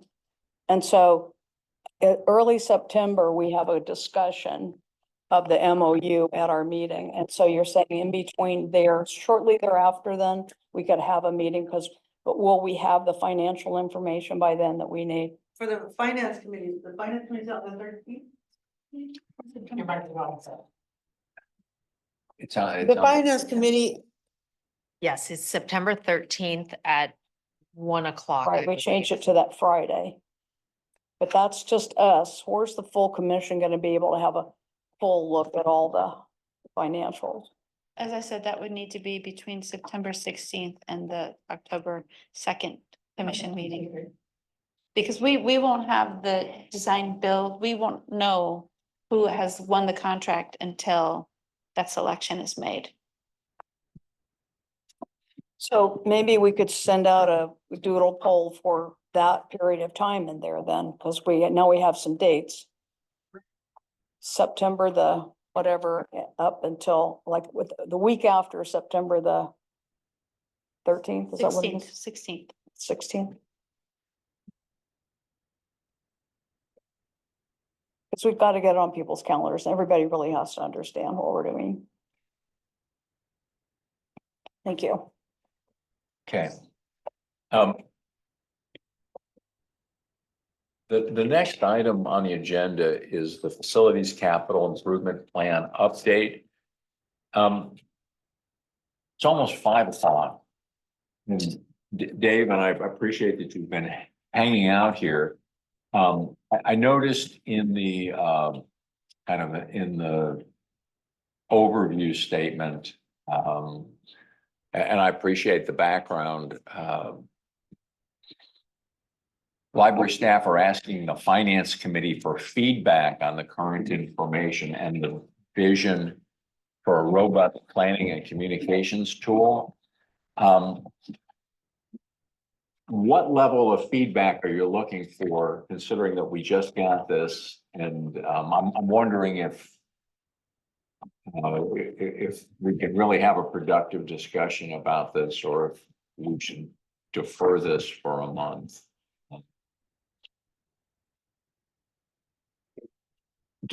Let's put it on. Are you okay with I that? agree. I think it's lovely, but, we do need to have a discussion. And I guess, what would be helpful,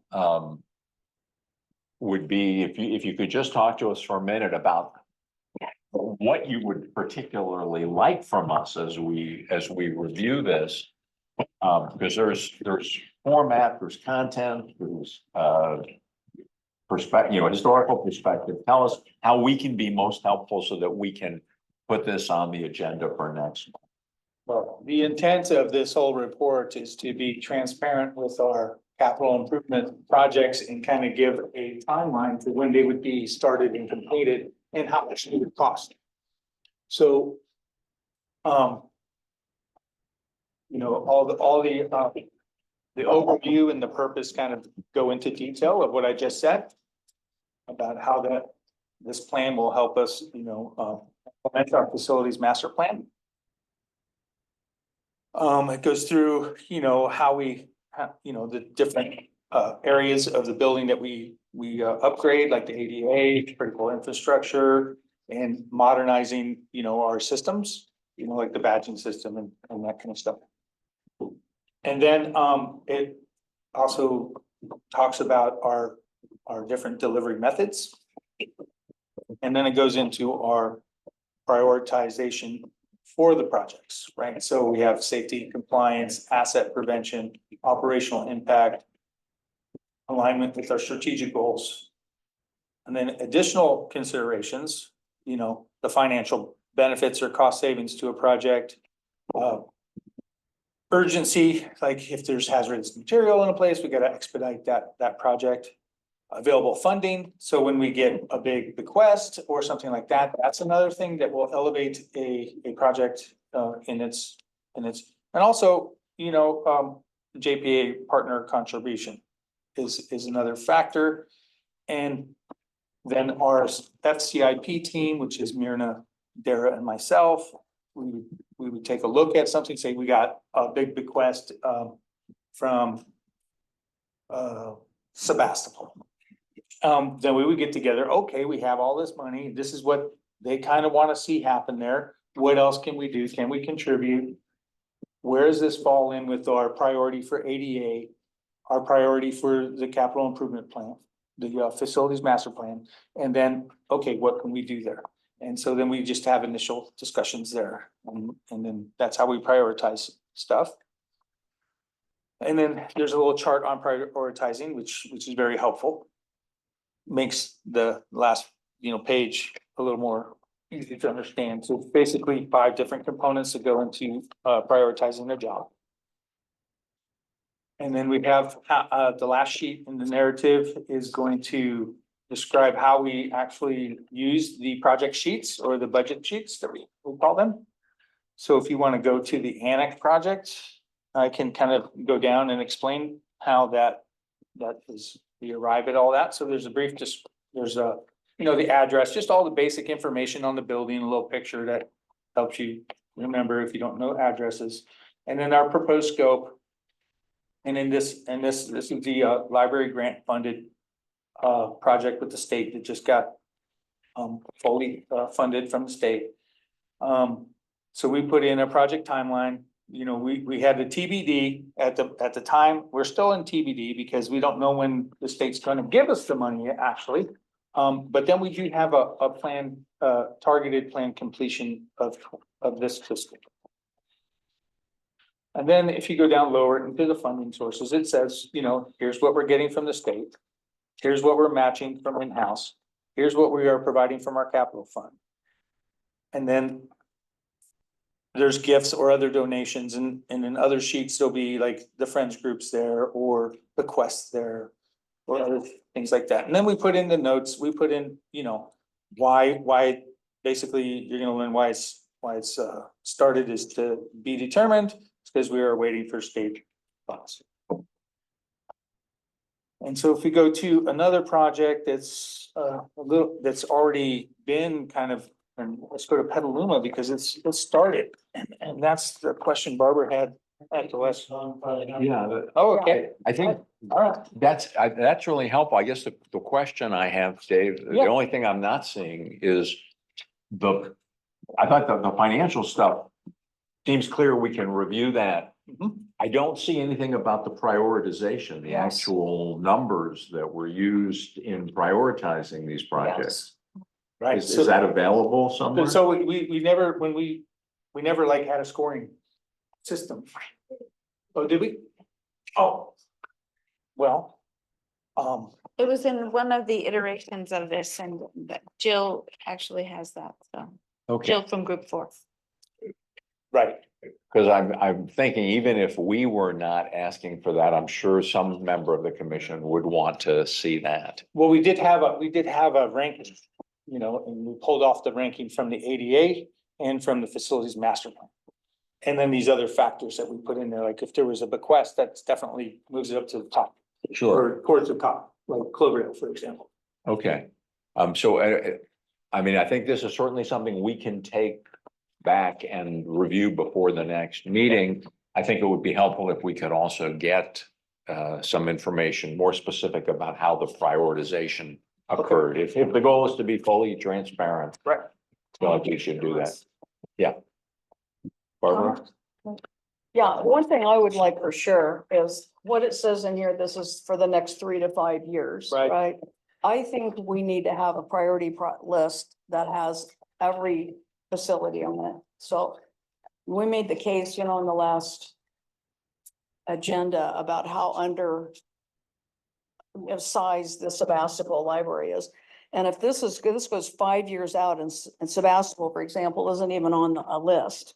I mean, we need to make sure, because we have 10 partners in the JPA, that every partner knows what their project is. And we aren't taking it out that far. And Sonoma and Sebastopol are at the bottom of the list because they were the last, they were the last to be modernized in 2009 or 2000.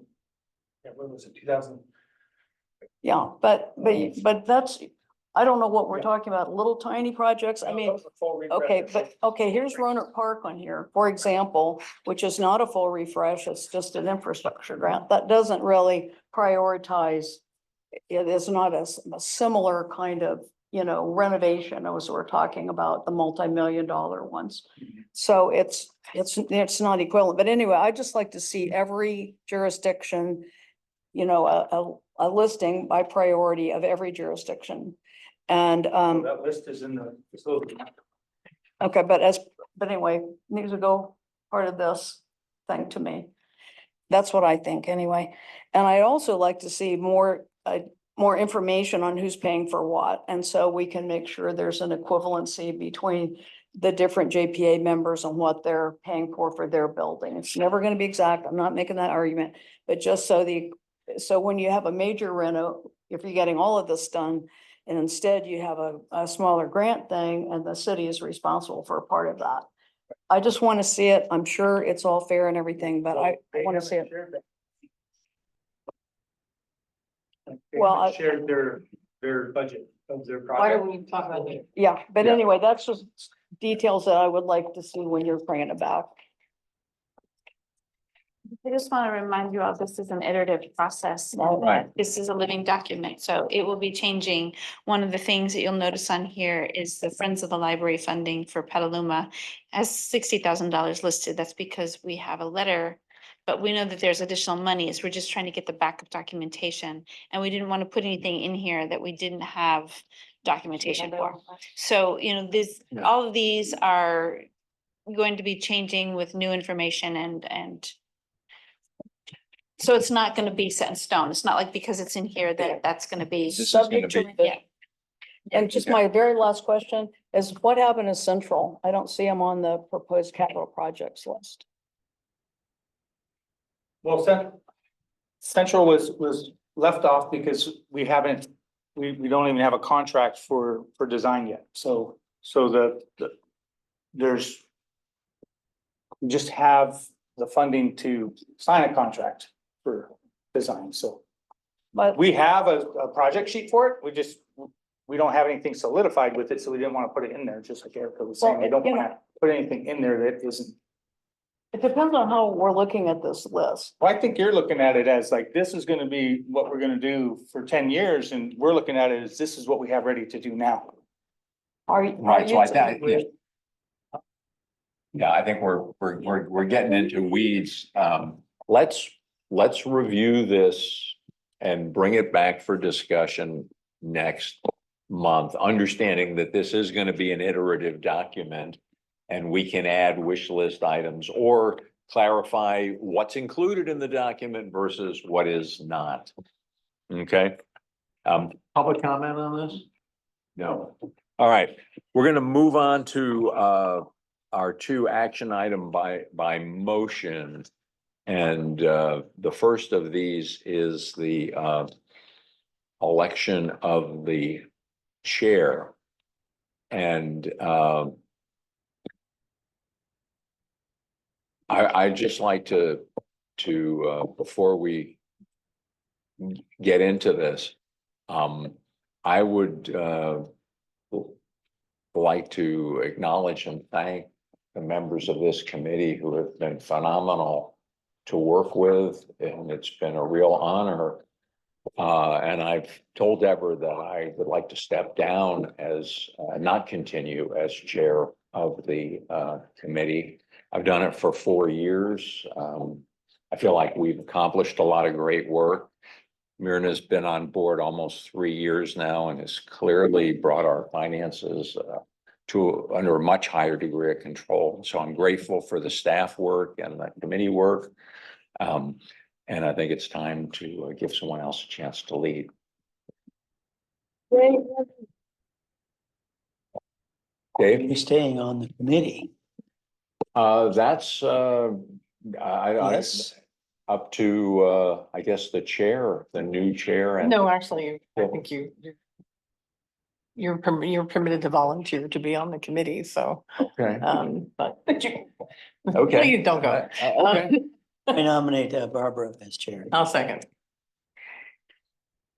Can we call for a vote? Please. All in favor? Aye. Any opposed? Madam Chair. Congratulations. And this is, I'm just gonna say, this is a role that Barbara has had before, and I want you to know how grateful I have been for the incredible institutional knowledge and extensive experience that you have brought to the committee while I was the chair, and I can only do as much to help you. Count on you. And then we have, I'd like to nominate Commissioner Cahill to be vice chair. and I would second that. I will accept the nomination. Good to get a promotion. All in favor? Aye. Aye. Any opposed? Oh, I shouldn't have said that. Okay. Congratulations. Anything, we already have a pretty comprehensive workflow. We've got this discussion item. Anything else you want to add for a future finance committee meeting? And I do apologize that we've run so long, but we had a lot to cover.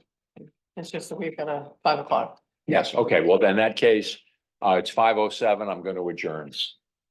Thank you all. Thank you. Thank you, Barbara. Congratulations. 5:30? Oh, fabulous. Yeah. Going in the car.